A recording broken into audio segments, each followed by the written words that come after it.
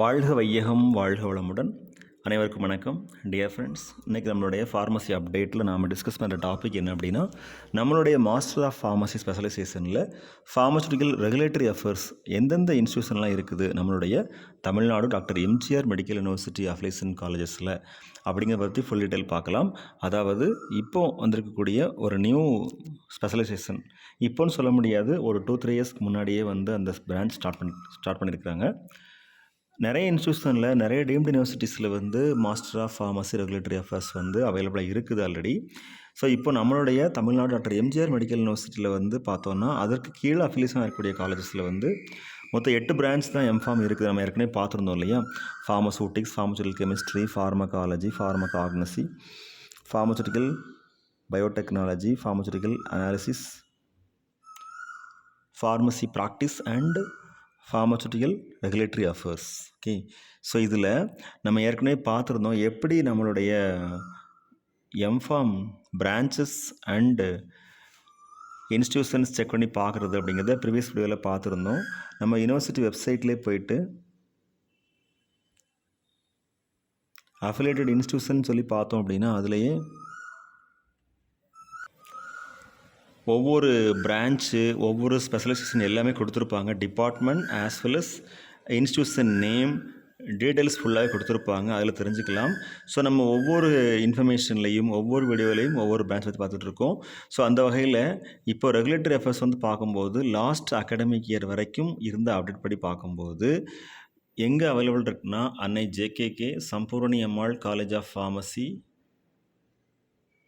Namakkal district, இங்கே master of pharmacy regulatory affairs டோட்டலாக 15 seeds அவைலபிளாக இருக்குது. ஓகேவா?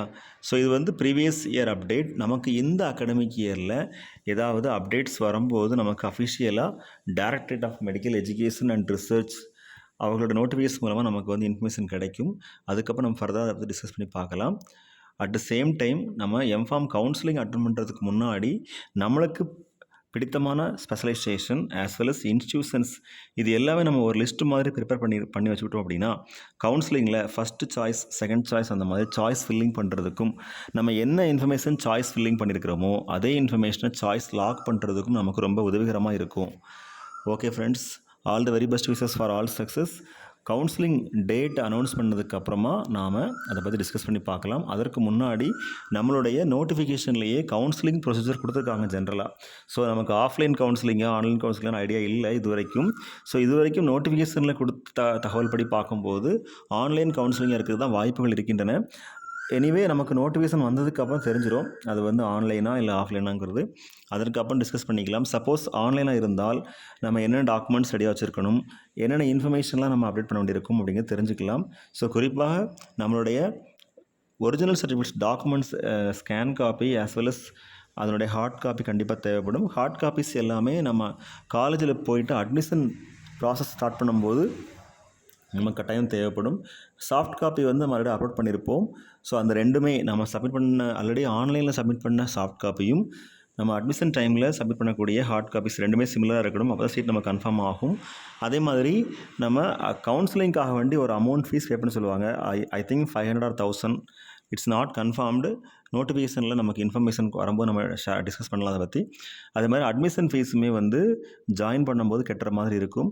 ஸோ நம்ம அதற்கு ஏற்றாற் போல் நம்ம டாக்குமெண்ட்ஸ் அண்ட் அந்த ஃபீஸ் டீட்டெயிலாம் தெரிஞ்சிட்டோம் அப்படின்னா நமக்கு அந்த அட்மிஷன் ஸ்மூத்தாக இருக்கிறதுக்கு ரொம்ப உதவிகரமாக இருக்கும். நம்ம இந்த டைமில் தெரியப்படுத்திக்கலாம். Thank you very much once again. அனைத்து பேராசிரியர் சான்றோர்களுக்கும் மாணவ செல்வங்களுக்கும் இனிய உளமார்ந்த ஆசிரியர்கள் தின நல்வாழ்த்துக்கள். வாழ்க வையகம், வாழ்க வளமுடன். நன்றி.